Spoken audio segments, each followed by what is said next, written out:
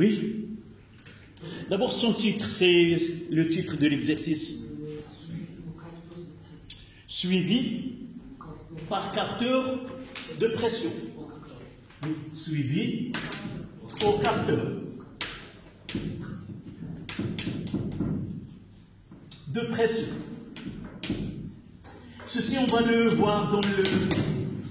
En réalité, c'est le suivi temporel, on va le traiter prochainement, mais malgré le titre, on ne va pas faire un suivi dans le temps de ce que se passe uniquement. On va prendre de cet exercice ce qui est lié aux transformations qui est lente. D'accord? Oui?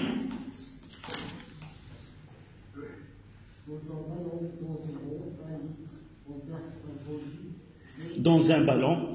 Je vais essayer de vous parler et moi je vais essayer de... Voici un ballon. C'est pas de 1 litre mais de 500 millilitres. D'accord? D'accord? Oui, tu continues. On verse un produit vertical sur une solution d'acide éthanoïque. Pour nous, l'acide éthanoïque, c'est de l'alcool. Plutôt, l'acide éthanoïque, c'est, je l'ai ici, le vinaigre. J'ai apporté, je vais essayer de voir là, et vous voyez que la coloration est celui que nous trouvons chez vous à la maison, caractérisé par cette coloration pour qu'on ne puisse pas confondre avec des liquides comme l'eau ou autre. D'accord, tu continues. Une solution d'acide éthanoïque, concentration, c'est égal à 1 mol par litre. 1 mol par litre, oui. 1 mol par litre. On est introduit rapidement une masse égale à 1,25 g d'hydrogénocarbonate. Là, cette matière-là, cette expérience, vous pouvez la faire chez vous, à la maison. Vous avez du vinaigre et vous avez le levure chimique ou le bicarbonate de sodium, vous l'avez dans la maison. On l'utilise généralement. Je l'ai mis là, c'est une poudre qu'on trouve on peut nettoyer en pharmacie, ou même on peut trouver. Voici donc, là, on a fait un volume. Je vais essayer de faire l'expérience. Je vais mettre tout le vinaigre. Voilà le vinaigre. Dans l'exercice, là, c'est un flacon de à peu près 1 litre. Et nous avons mis combien? 60, là, une partie. Et j'ai ici une poudre d'hydrogénocarbonate de sodium. Et on va le fermer. Essayez de suivre la variation de la pression au cours de temps, mais sans qu'on fait des mesures quantitatives, c'est-à-dire on va essayer de... là, dans l'exercice, ils l'ont fait. Je vais essayer d'ajouter. Et vous voyez, voilà, vous avez pu constater, vous voyez que là, c'est le gaz qui se forme, c'est le CO2. Et à partir de là, on suit au cours de temps. Mais comme vous voyez, c'était là. Les bulles, ce sont le gaz. Normalement, on devrait avoir un capteur là pour lire la pression au cours de temps. Cette étude-là, elle est donnée dans le... D'accord? Chez vous, mettez des quantités très faibles du vinaigre et de sachets de levure chimique et vous allez constater, suivre cette réaction qui se produit entre l'acide éthanoïque et là. Donc, tu continues s'il te plaît. Hermétiquement. Ça veut dire quoi? Sans que se produise un échappement de gaz de là et de là. Mais dans ce que je viens de faire, c'est pas hermétique. La pression était très grande de telle façon à faire sauter la liaison que j'ai ici. D'accord? Et même, c'est pas... Là, les pressions sont pour la mesure des pressions qui sont très grandes. Vous constatez que ce sont des pressions en kilo pascal et non pas des pressions qui sont là très... c'est pas adéquat à cette étude. Oui? On ferme hermétiquement le ballon à l'aide d'un bouchon muni d'un tube à également relié à un capteur différentiel de pression. Oui.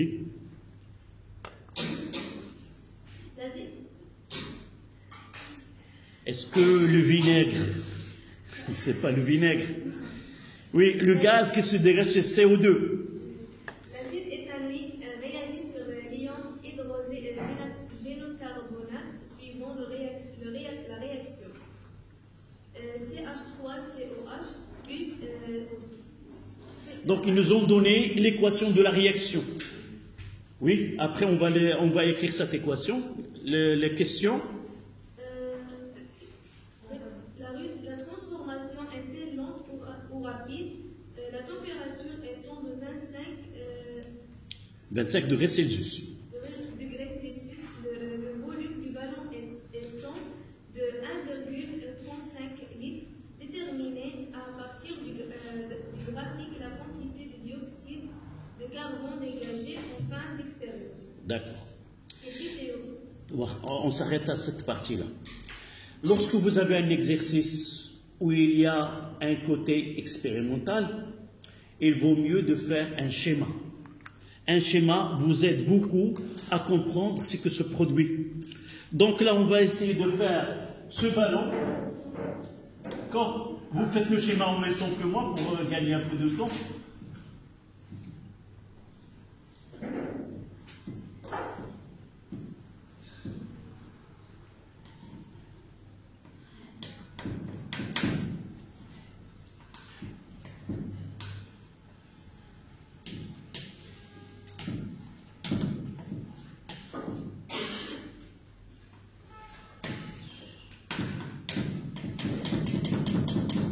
Là, c'est NaHCO3.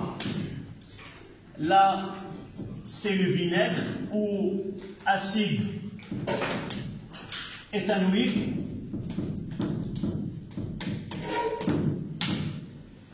Sa formule, c'est CH3COOH.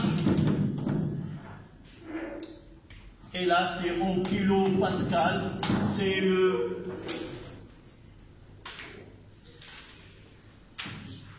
D'accord? Là, c'est 60 millilitres. L'hydrogénocarbonate, c'est combien? 1,25 grammes. Quoi d'autre? L'acide éthanoïque, une solution C est égal à 1 mol litre moins 1. Voilà l'équation de la réaction et on s'arrête 5 minutes. CH3COOH plus HCO3- donne CO2 plus dans CO2 plus oui plus H2O plus d'abord CH3COO- plus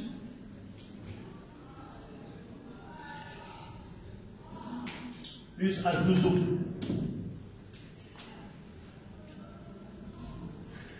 D'accord? Là, c'est l'acide éthanoïque. L'équation a été donnée. Et on répond à cette question que tu viens de poser. Évidemment, ils nous ont donné quoi? Je n'ai pas là une courbe. Là, c'est la pression. Là, c'est le temps. Et là, c'est combien? C'est coïncide avec... entre 25, c'est la moitié. Entre 25 et 30. Donc, c'est 27,5. D'accord? 27,5 en kilopascal. D'accord? Et le temps, c'est... ici, vers la fin, combien? 400. En secondes. Voilà les données. Est-ce que la transformation est lente? Rapide. Qu'est-ce qu'une transformation? Une transformation est dite rapide. Quand est-ce que... Oui, elle prendra de quelques secondes. Là, d'après le graphe, on atteint la fin vers 400 secondes. Donc, c'est une transformation qui est lente. D'accord? Si on veut donner une courbe en fonction de temps, c'est une transformation qui est lente. D'accord? On prendra 5 minutes et on continue juste après. Donc, en résumé, nous avons pris un ballon dont le volume, nous avons su par la suite un volume de 1,35 litres, d'accord, dans lequel on a mis 60 millilitres d'acide éthanoïque ou de l'éthanol, 1,25 g de hydrogénocarbonate de sodium. Nous avons suivi par, en utilisant un capteur de pression, l'évolution de la pression au cours du temps. Et ils nous ont donné ce schéma-là qui donne la pression de CO2, parce que le seul gaz que nous avons ici, c'est le CO2. Ici, on doit mettre gaz. Et nous constatons que la pression tend vers une valeur de 27,5 kPa à partir de 400 secondes. Voici la réaction, la concentration de l'acide. Et la première question, c'était: est-ce que la transformation est lente? Nous disons oui, parce que nous constatons que l'évolution de la pression au cours de temps. D'accord? Donc, premièrement, la transformation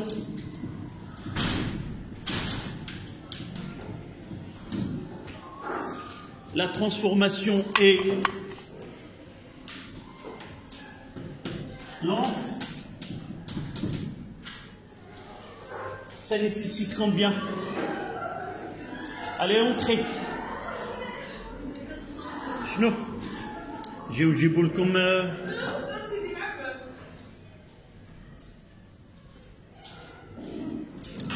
Donc la transformation est lente car elle nécessite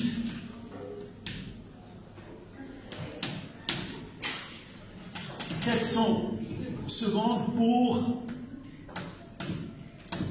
atteindre la fin, l'état final. Voilà.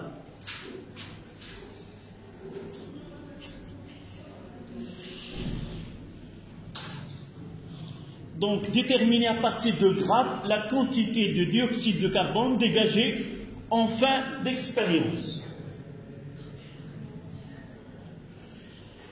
Cette courbe-là, on va se familiariser avec ce type de courbe lorsqu'on suit l'évolution d'un produit. Et vous voyez, ça commence, la pression 0 là, c'est différentiel. Donc là, au cours de formation de CO2, la pression augmente. Et lorsque la pression ou la grandeur là atteint une valeur limite, ça veut dire qu'on est à la fin. Donc, c'est l'état final. Dans ce cas-là, à la fin, donc, on doit utiliser cette pression. C'est un gaz. On suppose que c'est un gaz parfait et nous n'avons pas autre alternative. Tous les gaz qu'on traite, ce sont des gaz parfaits. Et par suite, on va appliquer PV est égal à 1 RT. P de CO2 fois le volume est égal à N de CO2 fois RT. D'accord? Mais N final, nous devons utiliser la pression finale. Pression de CO2 finale fois V, qui est constant là, est égal à N final de CO2 fois RT.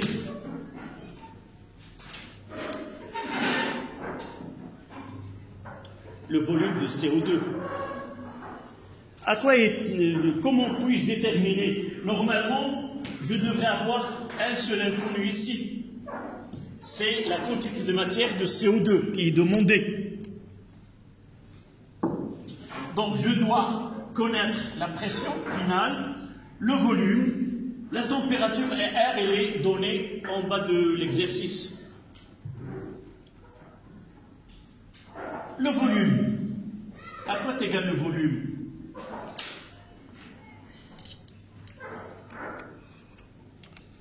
Revenons. Oui.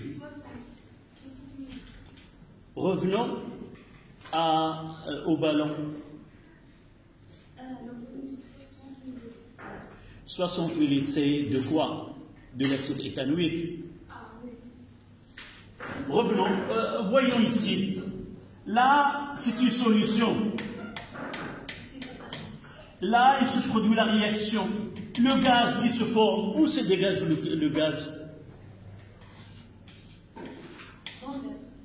Dans cet espace-là, on néglige le volume qui est là, qui est très petit. Donc, c'est ce qui reste là, c'est le volume de gaz. Le volume occupé par le gaz est cette partie-là. Là, c'est l'acide éthanoïque. Donc, dans cette partie qui reste, et là, c'est là où il y a le gaz.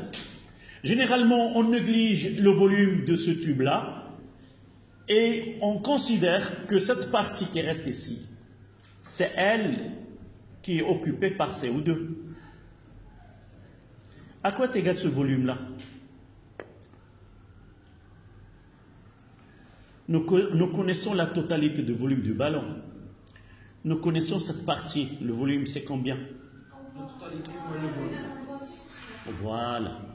1,35 moins 0,6. Il faut avoir même unité. D'accord?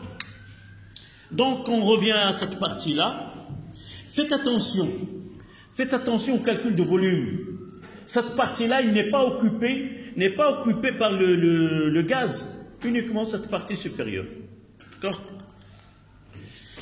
Donc, V de gaz est égal à V total moins V de l'acide.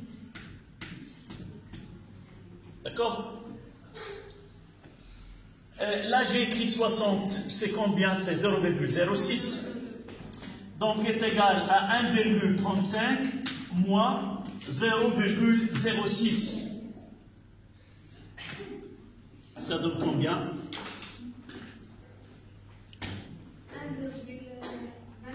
1,29. Donc, est égal à 1,29 litres. Il ne reste qu'à faire le calcul maintenant. N de CO2. N de CO2 est égal P fois V. Donc, je vais mettre le calcul directement. 27,5 kilopascal, ça veut dire quoi? Kilo. C'est 10 à la puissance. Non, kilo. Kilo. 10 à la puissance 3. Kilo, c'est 10 à la puissance 3. Kilogramme, c'est 1000 grammes. Donc, fois le volume 1,9, il est en litres. Nous travaillons dans le système international, donc je dois convertir fois 10 à la puissance moins 3 en mètres cubes. En mètres cubes. Parce que R, il est donné dans le système international. C'est 8,31 unités internationales. D'accord? Divisé par R, c'est 8,31. 32, oui, 32, fois la température, 25. Mais il faut utiliser le Kelvin, 273 plus 25. Et avec une calculatrice, vous faites le calcul.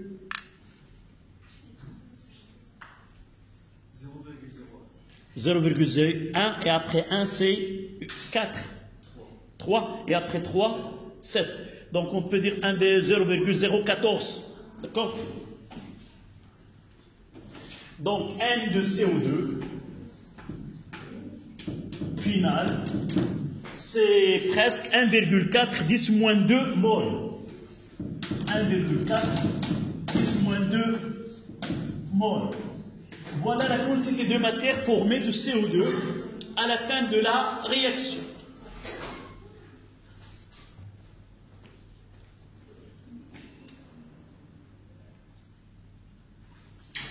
Oui, y a-t-il une remarque? Tu as fait les calculs? Tu n'as pas trouvé 0,014? Je peux venir voir comment tu as fait les calculs?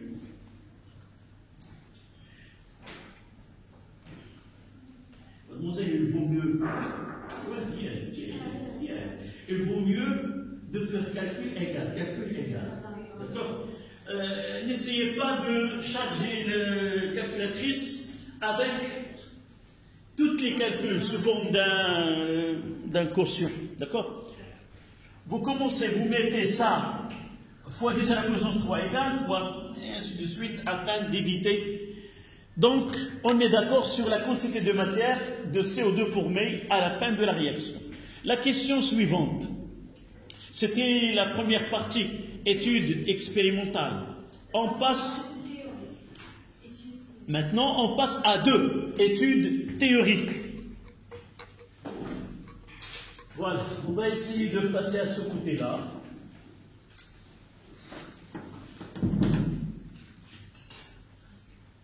Études théoriques, c'est 2.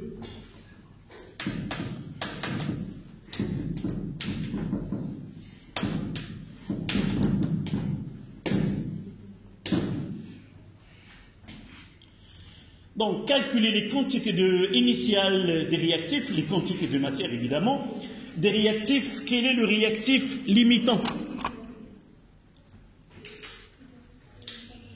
Donc, première de 1, la quantité de matière N de Na, H03, je mettrai 0 pour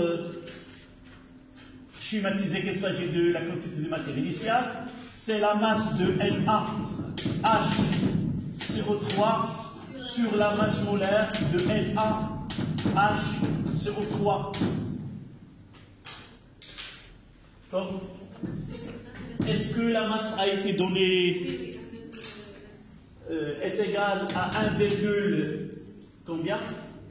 25 divisé par. J'ai parlé de la masse molaire. Est-ce qu'il a combien? 84. Et ça donne combien? C'est 0,014. Mademoiselle, tu utilises ton calculatrice. C'est à peu près. 0,01.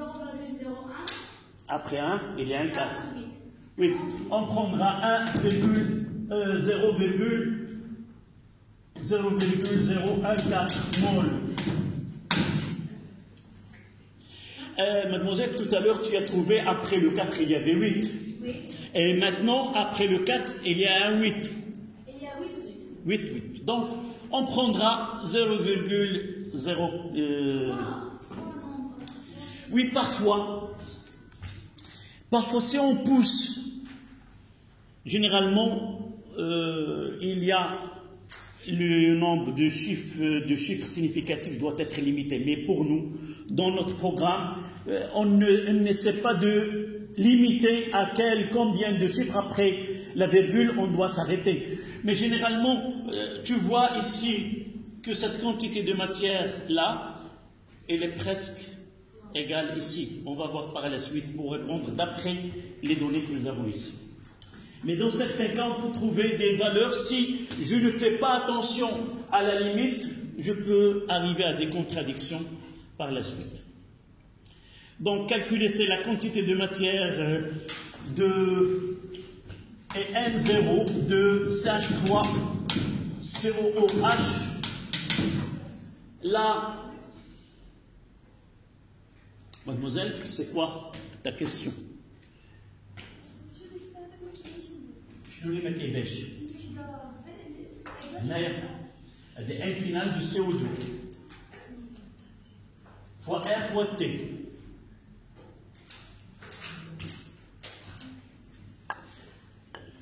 Donc, nous avons un corps solide. Donc, la quantité de matière, c'est la masse sur la masse molaire. Si nous avons une solution, une espèce dans une solution, on utilisera la... Voilà, C fois B. Donc, c'est C fois B. C, c'est 1, fois B, c'est 60, les millilitres, 10 moins 3. L'unité, ici, c'est le litre, ils n'ont pas le mètre cube.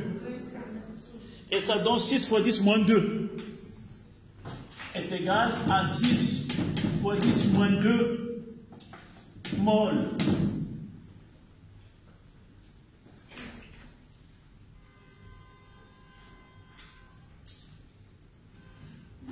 Oui. Non, 1 fois, j'ai remplacé C par 1, 2 par 60 millilitres.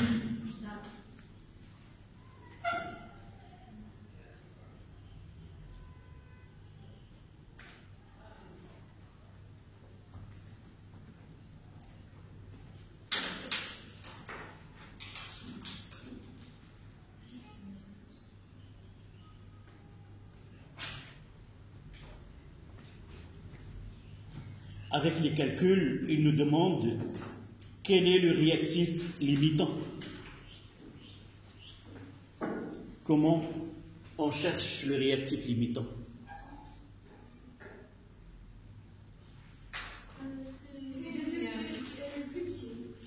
Quel le plus petit? Flat life Qu'est-ce que je dis?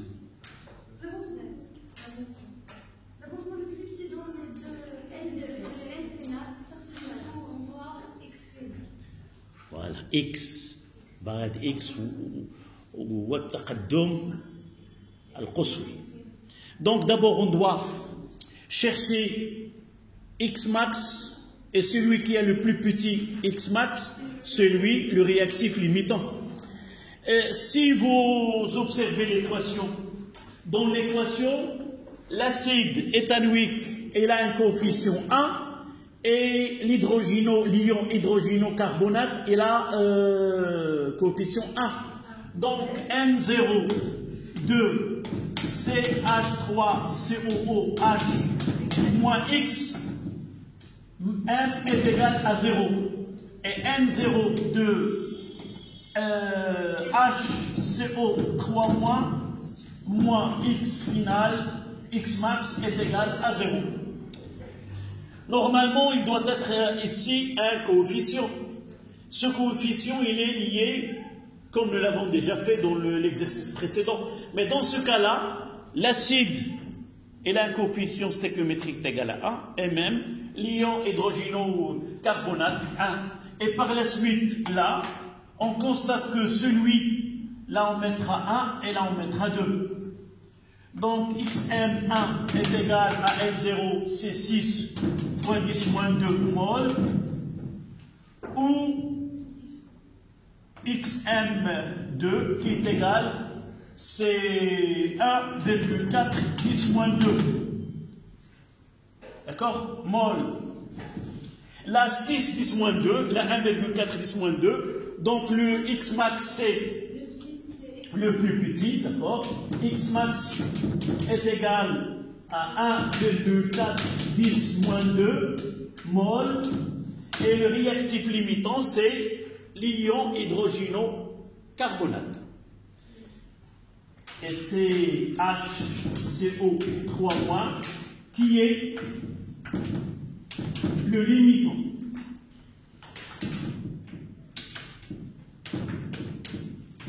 Voilà la première question.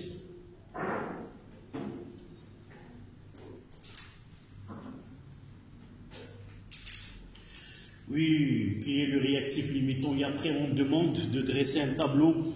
Donc, ces questions doivent être, normalement, dans cet exercice, il doit être une logique dans les questions. En lisant les questions, est-ce que quelqu'un peut réarranger les questions? Comment doivent être posées pour que nos questions ne se répètent pas, nos réponses ne se répètent pas? Quelle est la première question dans l'étude théorique? C'est quoi en réalité? Voilà, la première question, c'est dresser le tableau descriptif. Deuxième question. X max et calculer l'avancement maximal et en déduire le réactif limitant. Et en déduire la quantité théorique de dioxyde de carbone libérée. Donc, voilà, vous avez su que ces questions doivent être aménagées autrement.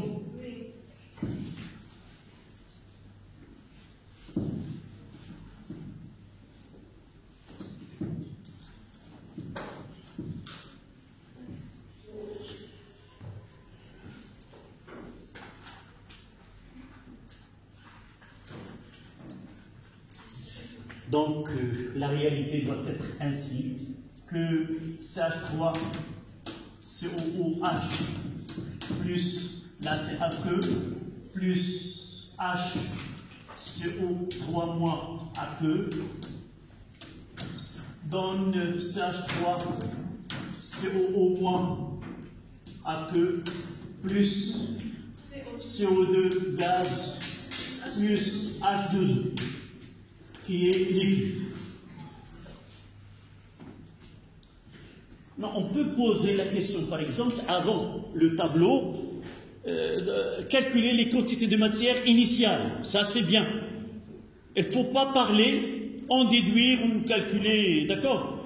La première question, elles doivent être calculer les quantités de matière initiale des réactifs. Point. Ça, c'est bon. Pourquoi? On aura besoin pour remplir le tableau. D'accord? Mais ajouter. Donc, normalement, on doit enlever quel est le réactif limitant dans la question A. Et ça tombe très bien. Donc, ici, combien nous avons trouvé pour l'acide? C'est 6 fois 10 moins 2. Là, l'ion, c'est 1,4 10 moins 2. Là, 0, là, c'est en excès. Parce qu'on travaille dans une solution d'acide éthanoïque, donc de l'eau, il existe en grande quantité. Donc là, 6 fois 10 moins 2, moins x, 1,4 10 moins 2, moins x, et là, c'est x, et là, x, et là, c'est en excès. Et juste au-dessous, 6 fois 10 moins 2, moins xm, 1,4 fois 10 moins 2, moins xm, xm, et là, xm. Et pour le saut, c'est en excès.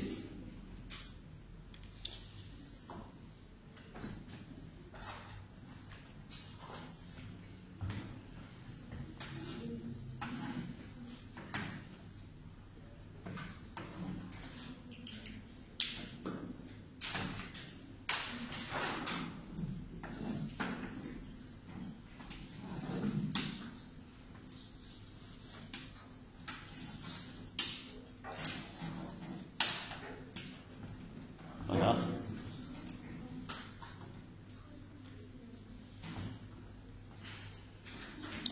Donc, dresser le tableau d'évolution de la transformation, calculer l'avancement maximal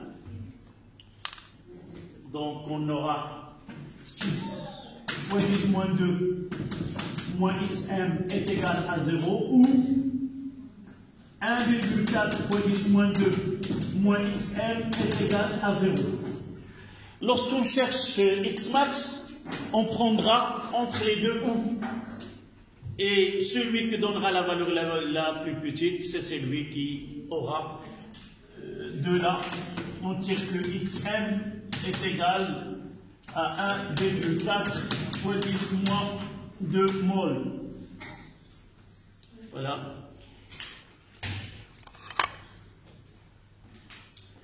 Et nous avons déjà dit que HCO3-, HCO3- est limitant.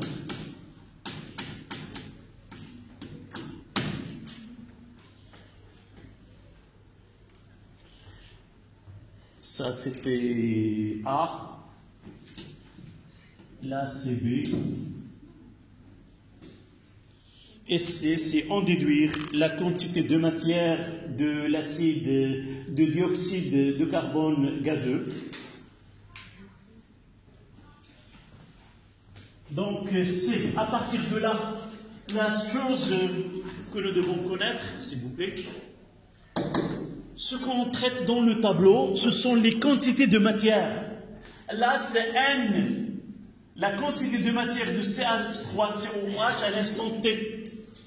Donc de là, je peux dire que la quantité de matière maximale, au final, on va pas, dans ce cas-là, on ne va pas différencier, s'il vous plaît, on ne va pas différencier entre valeur maximale et finale et ainsi de suite. On aura le temps de préciser la différence entre les deux. Donc, N final est égal à N max, si vous voulez, dans ce cas-là, est égal à xm, qui est égal à 1,4 10 moins 2 mol. Donc, théoriquement, par calcul, on a trouvé que la quantité de matière de dioxyde de carbone est 1,4 10 moins 2 mol.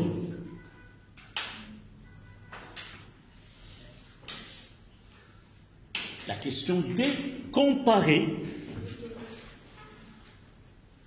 les deux grandeurs, celle que nous avons déterminée théoriquement et celle que nous venons de déterminer au début, c'était expérimentalement et maintenant d'une façon théorique.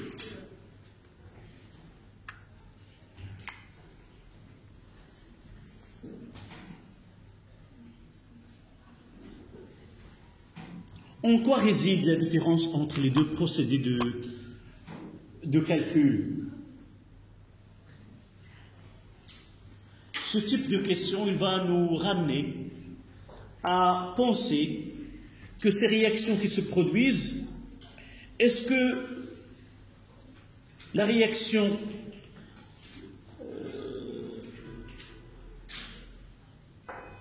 finira par la consommation d'un réactif ou les deux réactifs en même temps, ou une réaction qui atteint sa fin sans qu'il y ait consommation totale des réactifs? Est-ce que, généralement, là, on commence à entrer dans ce qu'on appelle l'état final et l'état maximal. Donc c'est le moment où cette question nous pose quelle est la différence entre état final et état maximal. Je donnerai un exemple.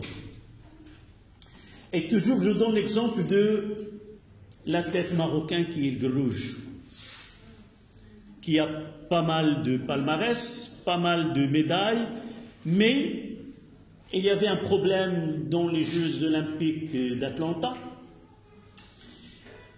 Et il participe à une course de 1600 mètres et tout le Maroc et les Marocains attendent qu'il y ait une médaille d'or et même aller au-delà, c'est battre le record du monde de cette discipline.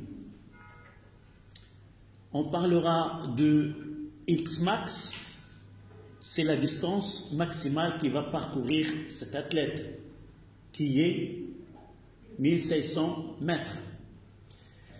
Est-ce qu'on peut connaître à l'avance la distance qui va? Là, on parle du côté théorique.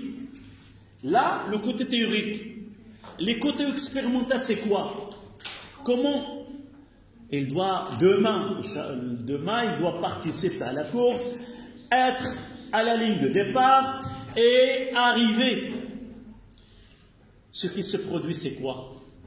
Une petite bousculade entre l'athlète marocain et l'athlète algérien. Je ne me rappelle pas son nom. Elle était une compétition entre les deux. Morsli, voilà, son nom c'est Morsli. Il a touché les pieds, il s'est tombé. Il n'a rien gagné dans cette course-là. Et X finale, à la veille, on pensait avoir un record du monde, une médaille d'or et ainsi de suite, mais la réalité c'est autre chose. Donc, il faut différencier l'histoire. Il viendra par la suite une vengeance de cet athlète aux Jeux d'Athènes. Et là, il aura 2 médailles d'or. Et il va battre, il va récompenser les Marocains et lui-même dans les Jeux olympiques qui viennent par la suite, c'est les Jeux d'Athènes. L'Al'ab Olympiyad al-Athina.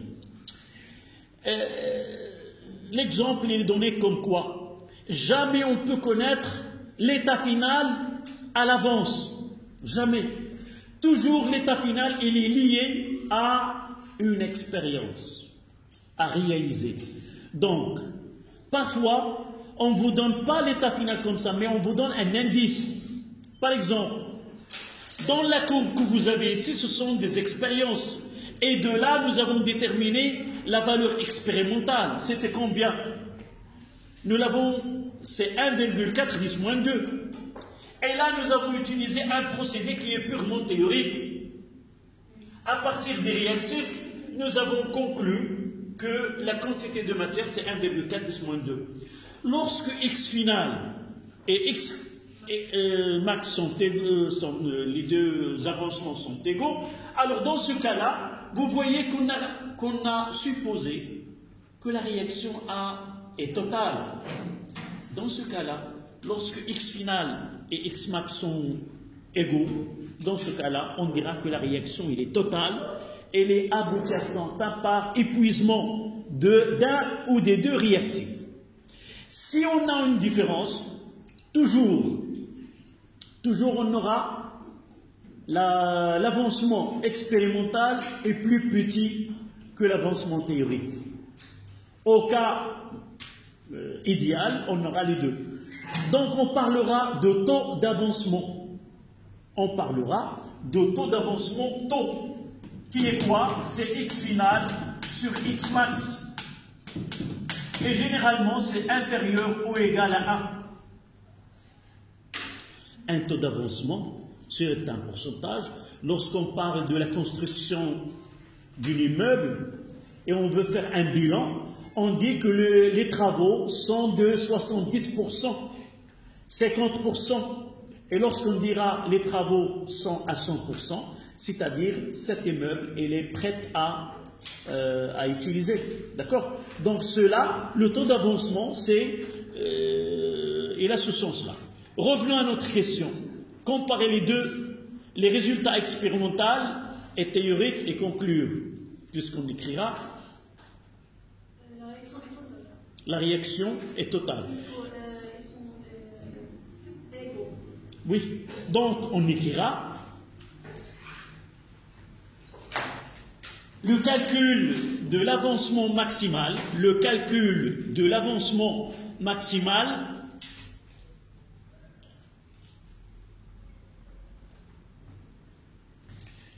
suppose le calcul de l'avancement maximal xm suppose que la transformation est totale.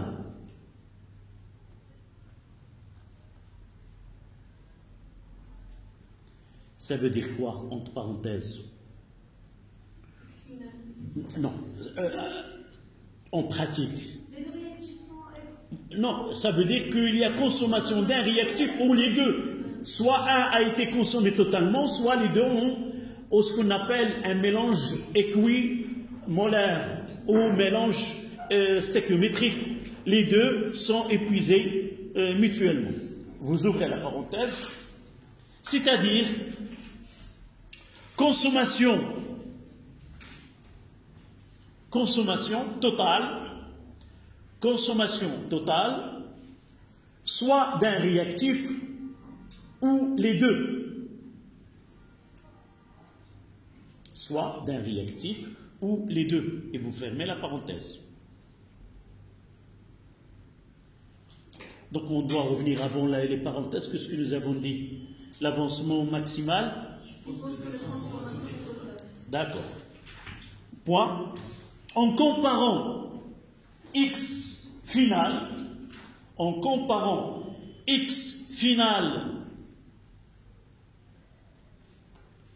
qui est obtenu, en comparant X final qui est obtenu par une étude expérimentale,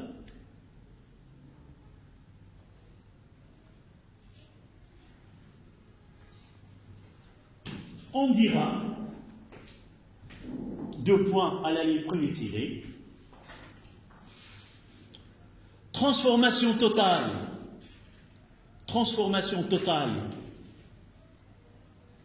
XF est égal à XM, XF est égal à XM, entre parenthèses, taux qui est égal à X final sur X max est égal à 1. C'est le taux d'avancement.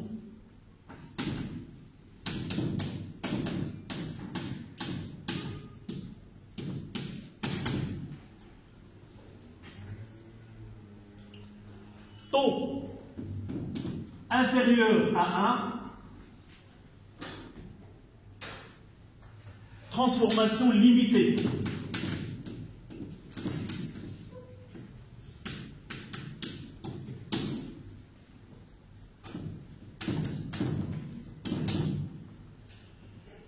Transformation limitée.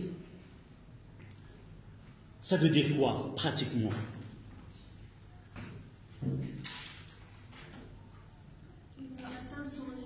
Elle atteint sa fin sans consommation totale des réactifs.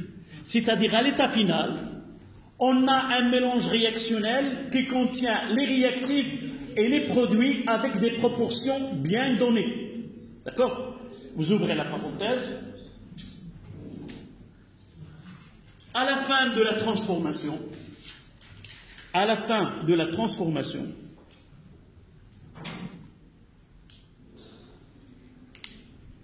le mélange réactionnel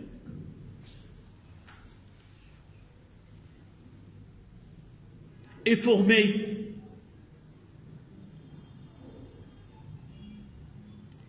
des produits et des réactifs et formé des produits et des réactifs avec des proportions bien définies.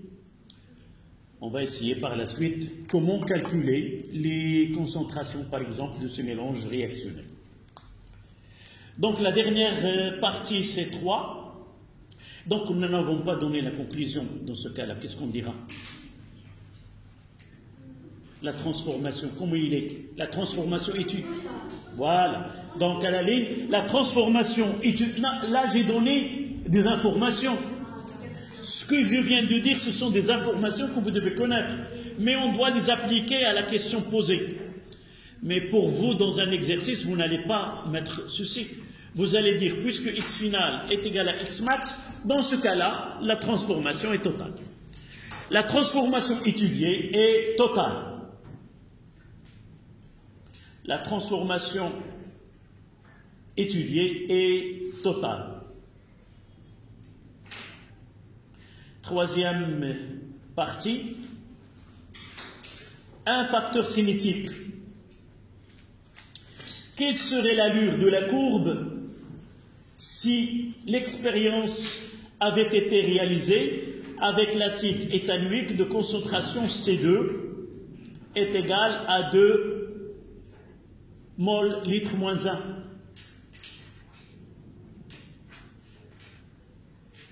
D'accord?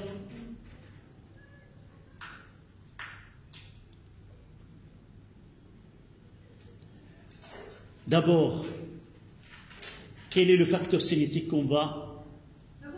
La concentration de réactif initial. Donc,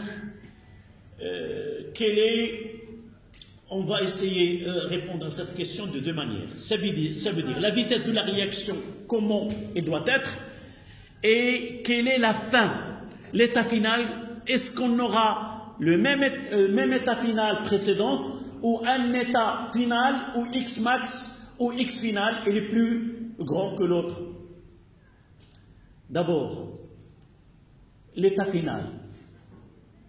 Si nous faisons le calcul de nouveau, ce calcul de nouveau c'est quoi? X final. Qu'est-ce que, si nous revenons à là, on aura 2 ici. 2, on aura 6 fois 2, ça sera 12. Et toujours on aura X max, comment il est? C'est toujours l'ion hydrogénocarbonate qui est le limitant. D'accord? Est-ce que l'état final va changer? Non. Pourquoi? Parce que la concentration de l'espèce que nous avons augmentée n'est pas le limitant. Le limitant, c'est l'autre. Et par la suite, le seul effet qu'il aura, c'est d'augmenter la vitesse de réaction. D'accord? Donc la phrase, vous mettez 3 facteurs cinétiques. Un facteur cinétique.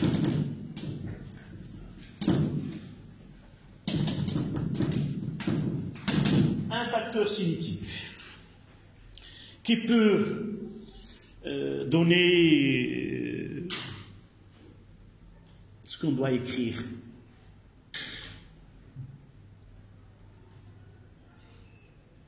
On doit commencer par, d'une façon générale. On est devant un facteur cinétique qui est la concentration initiale.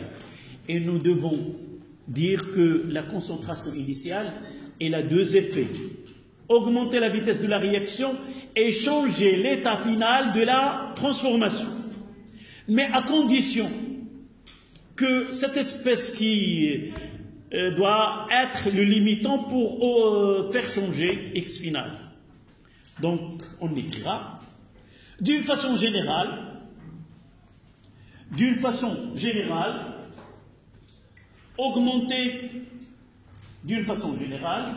augmenter la concentration d'un réactif, d'une façon générale, augmenter la concentration initiale d'un réactif, c'est pas la peine de l'écrire, dans ce cas-là, on a doublé de 1 à 2. D'une façon générale, augmenter la vitesse, la concentration initiale d'un réactif a un double effet.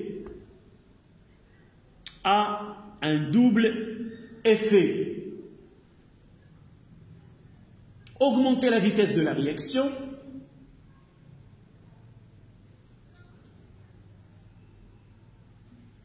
et changer l'état final de mélange réactionnel.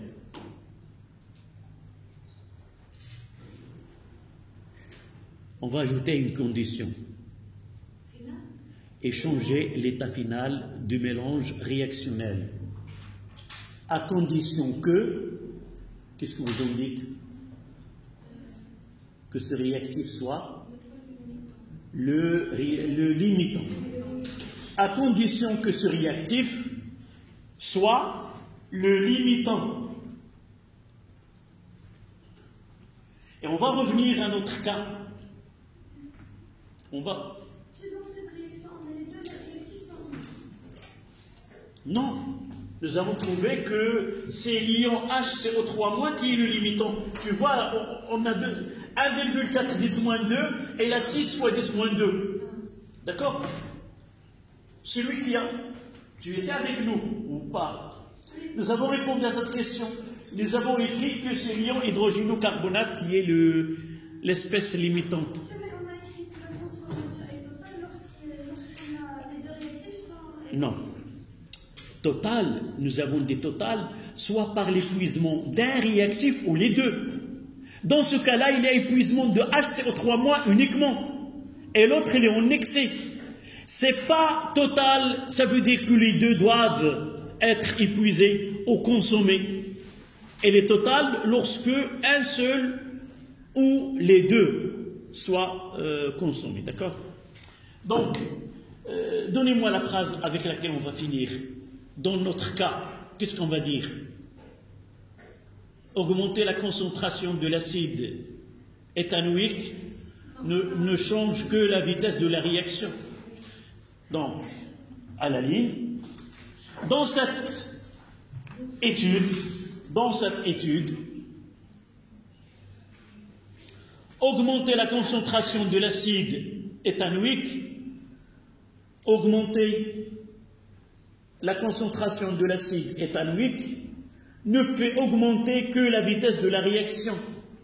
Ne fait augmenter que la vitesse de la réaction. Ne fait augmenter que la vitesse de la réaction. Vous pouvez, c'est pas on répète, mais vous pouvez dire parce que c'est pas limitant. CH3COOH n'est pas limitant. Et essayez de faire un schéma sur le schéma. Voici, là c'est 27,5. Ça, c'est la pression de CO2 en kilopascal. Et de là, c'est à partir de 400 secondes. Et là, c'est T. Si nous voulons faire un schéma d'une façon... donc, le temps, il doit être comme ça. C'est arrivé à la fin, avant. Là, il commence la fin. Et là, la fin, c'est ici. Dans ce cas-là, on aura le même pression finale. D'accord? Donc voilà, ça, C2. Et là, c'est C1. Là, c'est 2 moles litre moins 1. Et là, 1 mole litre moins 1. Si le réactif était le limitant, nous avons beaucoup à faire. Qu'est-ce qu'on doit faire? On doit calculer x final, la nouvelle valeur de x final. Et à partir de la nouvelle valeur de x final, on va calculer la pression finale. Et la positionner là et mettre comme ça. D'accord? Là, c'était un cas qui est simple. Ce n'est pas un cas qui est difficile. Si le cas est difficile, par exemple, si on ajoute, on aura 1,5. Si on ajoute celui-là, on doit changer. D'accord? Voilà.